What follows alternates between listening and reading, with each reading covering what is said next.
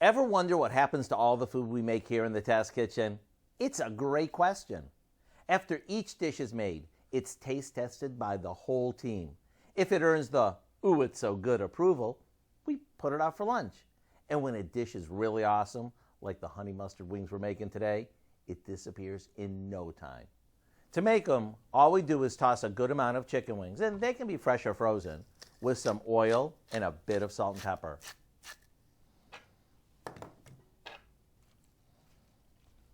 We lay them on a rim baking sheet and into the oven they go.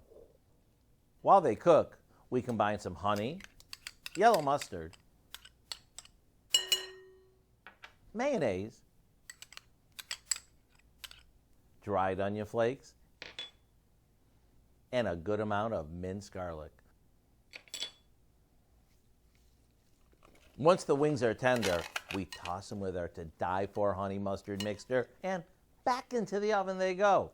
That's all there is to it. I think what makes these so addictive, aside from the amazing homemade sauce, is that they're really tender and juicy. That's because they're baked rather than fried. To get the recipe for our crispy honey mustard wings, all you have to do is go online. You know, these really are amazing.